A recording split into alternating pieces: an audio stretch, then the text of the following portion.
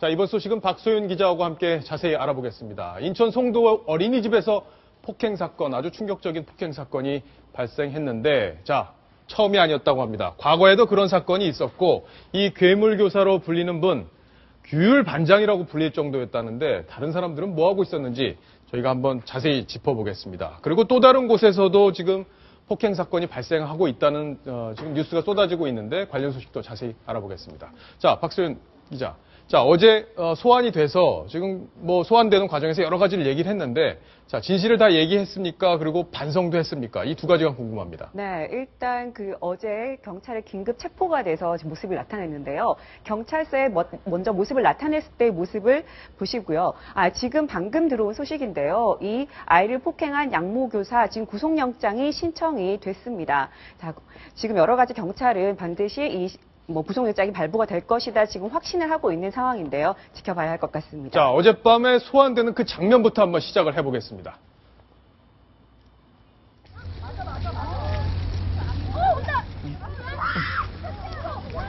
거기. 왜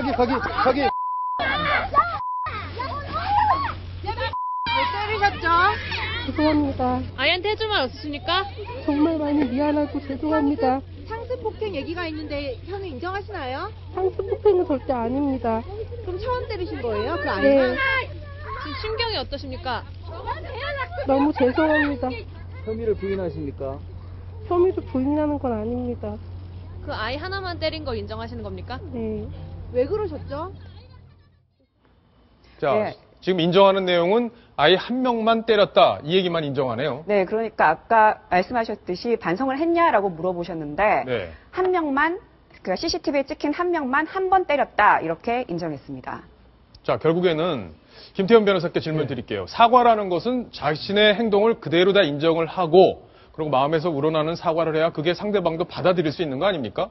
근데 교사분 말씀을 들어보면은 사전에 변호사하고 다 상의한 느낌이 나요. 그러니까 CCTV로 드러난 그 행동만 인정을 하겠다는 것 같은데 어떤 전략으로 봐야 될까요? 일단 본인의 상습 폭행이 인정되면 제가 이따가 다시 설명드리겠지만 예. 얼마나 불리한지를 본인이 잘 알고 있는 것 같아요. 그렇기 때문에 이번 건은 CCTV가 있으니까 그 폭행은 부인하지 못하지만 그 전에 있었던 상습 폭행, 다른 폭행들은 일단은 철저하게 부인하는 것으로 보이는데 다른 관련자들의 진술이 있기 때문에 어떻게 될지는 조금은 두고 봐야 될 것 같습니다. 자, 박소연 기자. 그러면 지금 추가 폭행이 드러난 것만 일단 설명을 좀 해주십시오. 네, 일단 또 다른 학부모들의 진술에서 이 양모 씨가 다른 아이들도 때렸다는 진술이 나왔습니다. 예. 자, 추가 폭행이 확인된 건데요. 지난해 9월에 밥을 흘리면서 먹는다고 이 남자 아이의 등짝을 때렸습니다. 예. 네, 그리고요. 그의 그 2달 뒤에는 버섯을 안 먹는 여자 원생의 뺨을 때렸습니다. 이것만 해도 참 끔찍한데요. 이에 대해서 양 씨는 추가 폭행은 없었다. 다시 한번. 그리고 사랑해서 그랬다. 이렇게 얘기를 했습니다. 좀 무섭게까지 한 얘기인 것 같고요. 이건 사랑했다 큰일 나겠습니다. 네. 이뿐만이 아니고요. 그 동영상도 확인이 됐습니다. 이 동영상엔 어떤 모습이 있었냐 하면요. 율동을 가르치다가 예. 이 모자를 벗기고 아이를 밀치는 동영상이 있었고요. 그 다음에 점심을 먹고 취침 시간인데 이 아이가 잠을 자지 않으니까 베개와 이불을 던지는 동영상도 확인이 됐습니다. 이런 여러 가지 정황으로 이게 상습 폭행이다. 지금 이렇게 경찰은 보고 있습니다. 예. 자, 지난해 11월 버섯을 안 먹었다고 또 원생을 때렸다 이런 얘기들이 있었는데 자, 이 맞은 엄마가 울면서 저희 채널 A와 인터뷰를 했는데요. 그 장면을 직접 한번 보시겠습니다. 엄마는 한번 더 많이 혼내주고 올 수 있다. 다 얘기를 해라. 그랬더니 얼굴을 너무 세게 맞아서 바닥에 머리를 부딪혀서 너무 아파서 울었대. 그래서 선생님이 버섯 벤트는 죽여버리고 죽을 줄 알아라고.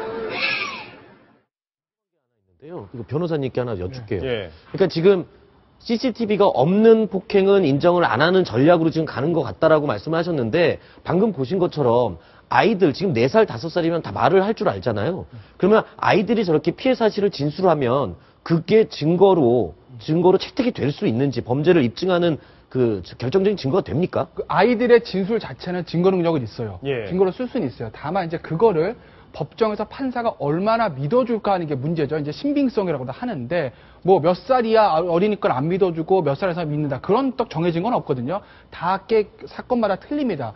근데 이 사건 같은 경우에는 여러 아이들이 맞았다는 진술을 하고 있고 그다음에 관련자의 증언도 있기 때문에 저기 나왔듯이 9월, 11월 이렇게 추가 폭행이 있었다는 사실을 판사가 어느 정도는 인정해 줄 수 있을 거예요. 예. 다만 그것으로 상습 폭행을 인정할 수 있는가는 조금 의문이 드는 건 사실입니다. 자, 일단 버섯을 안 먹었다고 저렇게 때렸다는 것 자체도 잘 이해가 안 되는데 제일 중요한 거 이게 상습이냐 아니냐일 텐데 형량에 영향을 줍니까? 그게 제가 왜 그렇게 말씀드렸냐면 만약에 제가 지난번에 나와서 아마 7년 6개월 얘기했을 거예요. 예, 맞아요. 아동복지법상 아동학대랑 그다음에 아동학대 범죄 처벌에 관한 특례법에서 제가 이렇게 말씀을 드린 거거든요. 만약에 저것들이 전부 다 인정이 돼서 상습 폭행까지 인정이 되면 형량 얼마나 나오는지 아세요? 그러면 1년 이상 37년 6개월까지 나옵니다. 최대. 37년이요? 법정형으로만 37년 6개월까지 나올 수가 있어요. 상습폭행 예. 인정이 되면. 그러니까 저 선생은 상습폭행을 인정 안 하려고 철저하게 부인을 하겠죠. 근데 제가 아까 그 황 차장 질문에 왜 상습폭행이 인정되기가 쉽지 않다고 이제 말씀을 드렸냐면 판사로서는 이 선생이 굉장히 많이 때렸을 거다라는 거는 아마 심증을 충분히 갈 수 있을 거예요. 우리 누구나 다 그렇죠. 근데 다만 상습폭행을 인정하기 위해서는 저 폭행, CCTV가 있는 저거 외에 몇 월 며칠 날 언제 어디서 어떻게 때렸다는 것이 구체적으로 몇 가지 정도 입증이 돼야 되거든요. 예. 그런데 CCTV가 없고 진술들만 있는데 그 진술들이 아마 일시나 그런 것들 특정하기가 쉽지 않을 거예요. 그렇기 때문에 상습폭행을 인정하기 위해 상습폭행을 유죄로 하기 위해서는까지는 좀 부족하지 않겠나. 예. 다만 판사의 심중에 이 선생님이 많이 때린 것 같다라는 인상을 충분히 줄 수 있죠. 그렇기 때문에 예전에 조현아 사건 때 증거인멸 교사로 기소는 못하지만 증거인멸할 우려가 있으니까 형량에서 굉장히 안 좋게 작용할 것이다. 그거랑 마찬가지로 상습폭행을 인정을 안 돼도 어느 정도 폭행 사실이 심증이 있기 때문에 형량에서 예. 굉장히 불리하게 작용할 겁니다. 형량에선 불리하게 작용할 것이다. 자, 저 여 보육교사도 작년 12월에 결혼을 해서 한참 행복할 때일 텐데 자, 자신을 주체하지 못해서 저런 수렁에 빠져든 건 아닌가 싶습니다. 황순욱 차장. 네네. 중요한 거 또 있습니다. 바로 이 원장이에요. 이 모든 걸 감독하고 지휘해야 될 이 원장 곧 소환된다고 하던데 네. 자, 어떻게 되는 겁니까? 일단 원장도 소환이 당연히 되겠죠. 예. 그리고 그 내용 중에요. 이 괴물교사라는 별명을 평소에 갖고 있었다. 그리고 과연 동료 교사들은 이걸 몰랐을까? 당연히 같은 공간에서 있는데 봤겠죠. 이런 폭행들을 봤을 겁니다. 그런데 이 교사, 원장의 전적인 신뢰를 얻는 인물이었고요. 예. 그리고 또 별명이 괴물교사라고 불리면서 다른 보육교사들보다 5살이나 어린 상태였는데 나이가 어림에도 불구하고 그 마음대로 규율반장 역할을 하면서 말 안 듣는 아이들을 저런 식으로 엄하게 다스리는 본인이 악역을 자기가 자청해서 했다.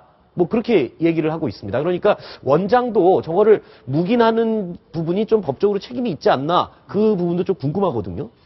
원장이 굉장히 문제인데 원장 같은 경우는 결국 이제 처벌을 한다고 하면 이제 방조범 정도일 거예요. 그러니까 저거를 알고서 묵인했느냐 그 부분인데 저는 개인적으로 가능하지 않을까 싶어요. 근데 다만 그 부분을 유죄받기 위해서 검찰이 굉장한 입증 노력을 해야 될 겁니다. 지금 원장 첫 마디가 뭐냐면 운영은 안 하겠습니다. 지금 무릎 꿇고 빌잖아요. 폐쇄. 예. 그렇지만 나는 그거 몰랐어요. 이게 원장의 지금 스탠스거든요. 예. 그렇기 때문에 원장도 한번 본인이 그 사실을 알고 몰랐다고 나가는 것 같은데 검찰에서 입증이 쉽지 않겠지만 제가 봤을 때는 지금 괴물고사 저 폭행과 동료들도 알고 있었던 것 같아요. 왜냐하면 말 안 들으면 선생님 반으로 보낸다고 할 정도면 예. 이미 다 그게 어느 정도 퍼져 있다는 얘기거든요. 네. 그렇다고 보면 검찰이 좀 노력을 하면 충분히 입증할 수 있지 않을까 그렇게 자, 입증할 수 있겠다. 자, 이런 얘기까지 정리를 해봤는데, 자, 시청자 질문이 막 하나 들어왔습니다. 같이 보겠습니다. 인천 보육교사가 아이들을 학대하고 있을 때 다른 선생님들이 인지하고 방조한 경우 다른 선생님들의 처벌은 어떻게 되나요? 자, 김태현 변호사 짧게 답을 주시죠. 그렇게 되면 방조범 처벌이 가능하죠. 가능한가요? 가능하죠. 예. 왜냐하면 학대하고 있는 거를 알면은 선생님으로서 그걸 막아야 될 의무가 있는 것이거든요. 그렇지 않고 그냥 묵인하고 있었다고 하면 방조범 처벌이 가능합니다. 자, 어느 다만 정도 처벌이 되나요, 그러면? 방조범 같은 경우에는 형량은 기본적으로 똑같지만 감경할 수 있거든요. 그러니까 반 정도 감경을 해주죠. 그렇게 되면 7년 6개월에서 반 정도 감경하면 3년하고 아마 3년 한 9개월 정도 되겠네요. 예. 최대로. 네, 오늘 동료 교사들이 그 경찰 조사에서 그 욕설과 양모 씨가 욕설과 고성을 했다 이런 진술을 했거든요. 폭력은 못 받지만 그 부분은 확인을 했으니까요. 그 부분은 아마 좀 참조가 되지 않을까요? 예. 예. 그러니까 결국 이제 검찰의 입증 문제인데 그런 진술이 있다라고 하면 그러면 선생님들 처벌은 가능할 겁니다. 다만 그렇지만 검찰 입장에서는 수사의 어떤 테크닉상 선생님을 처벌하기 위해서 저 동료 교사들의 진술을 받고 동료 교사들 같은 경우는 기소유예 처분이나 무혐의 처분할 가능성도 있어요. 예. 자, 이런 분들이 어떻게 보육교사가 됐는지 그게 제일 아마 시청자 여러분들 의아하실 겁니다. 자, 박소연 기자. 네. 도대체 어떤 과정을 통해서 보육교사가 됐는지 좀 설명해 주시죠. 네, 일단 보육교사 2급 자격 요건을 저희가 좀 이렇게 설명을 해봤는데요. 예. 보시면 고졸 이상이면 가능합니다. 그리고요, 고졸 이상이 이 사이버 대학이나 아니면 평생대학원 같은 대학교 같은 데서 이 인터넷 강의 등을 듣고요, 관련 과목을 51학점을 이수를 합니다. 그리고 실무교육, 그러니까 현장에 나가서 3학점만 이수를 하면 일단 2급 자격을 딸 수가 있습니다. 이거 아주 여러분들도 많이 이렇게 인터넷 강의 들어보셨겠지만 그냥 컴퓨터만 켜놓고 신경 안 쓰는 분들 많습니다. 그리고 실무교육 같은 경우에도요, 현장에 굳이 가지 않고 서류만 제출하는 경우도 많다고 합니다. 이 양모교사가 바로 이렇게 지금 2급 자격을 따고요. 여기다가 현장 경험 3년이 더해지면 1급 교사가 됩니다. 양모교사 역시 이런 과정을 통해서 1급 교사가 됐는데요. 이러다 보니까 너무 허술하게 이 자격증을 주는 과정이 예. 되는 거 아니냐. 보셨다시피 2급 자격 요건만 해도 51학점만 따면 어떤 뭐 자격증 시험이 없고요. 그냥 자격증이 나오는 겁니다. 그래서 너무 쉽게 허술하게 관리가 된다는 지적이 지금 전문가들에게서 나오고 있습니다. 그렇겠네요. 자, 이 과정을 보면 조수진 차장. 네. 인성을 보는 부분이 없어요. 아이들을 얼마나 따뜻하게 보듬어주고 가르쳐줄 수 있는지 사랑으로 가르치는 게 제일 중요할 텐데, 자, 인성이 없는 이 자격증 시스템 어떻게 바꿔야 될까요? 네, 우선 자격증만 취득하면 어떤 인성을 검증할 수 있는 프로그램 자체가 없다. 예. 이거 굉장히 중요한 문제인데요. 그러기 위해서는 이 단기간의 어떤 인성 교육을 실시해서 인성을 갖춘 훌륭한 인격을 갖춘 보육교사를 마련하기는 쉽지가 않죠. 그렇죠. 그러니까 한마디로 말해서 시간과 돈이 필요하고요. 또 우리의 어떤 그 인식이 굉장히 필요합니다.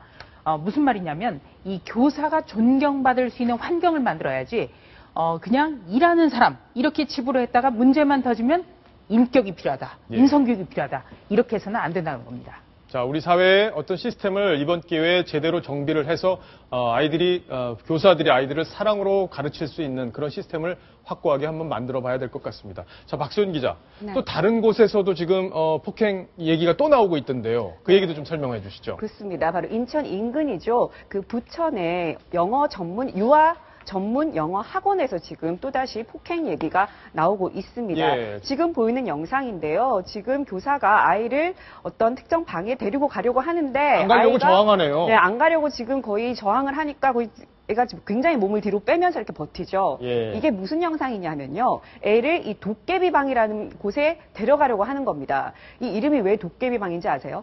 깜깜한 방에 이 교사가 휴대폰을 들고 자, 너 잘못하면 도깨비 나온다 이렇게 얘기를 하고요. 예. 네가 잘못하면 엄마한테 얘기를 해도 소용없다. 내가 더 무섭다 이렇게 얘기를 하면서 애한테 겁을 준 겁니다. 그래서 도깨비와 통한다 막 이러면서 겁을 줘서 애들이 이 방을 도깨비방이라고 부르는 건데요. 바로 여기서 학대가 있었다. 이런 진술이 지금 경찰에 고소가 돼서 지금 예. 경찰이 수사를 하고 있는 상황입니다. 아니, 애들이 아니라 저 같아도 그렇게 끌고 들어가서 얘기하면 무서울 것 같은데, 자, 머리와 얼굴과 머리를 폭행하고, 막대기로 또 배도 때리고, 또 가슴을 꼬집고, 손들게 하고, 겨드랑이 폭행하고. 자, 이분들이 이거 지금 아이들한테 스트레스 막 풀고 이러는 거 아닙니까? 네, 그런 부분이 굉장히 지금 다들 걱정될 것 같은데요. 예. 근데 이 부분에 대해서 지금 경찰이 조사를 하고 있는데 정작 원장은 떳떳합니다. 왜냐하면 이 부분이 CCTV에 잘 찍히지 않는 부분인 거죠. 방에서 무슨 일이 있었는지 아이들 증언 말고는 지금 구체적으로 증명해 줄 게 없는 겁니다. 그러다 보니까 이 원장이요, 오히려 큰 소리를 치면서 우리는 그런 일 없었다. 폭행한 일 없었고 오히려 이렇게 고소를 한 사람을 무고죄로 하겠다. 이렇게 지금 얘기를 하고 예. 있습니다. 자, 과연 그 얘기가 사실일지 지금 아동들의 진술이 나오고 또 어머니들도 피해 사실을 호소하고 있는데요. 그 어머니의 목소리를 직접 한번 들어보시겠습니다.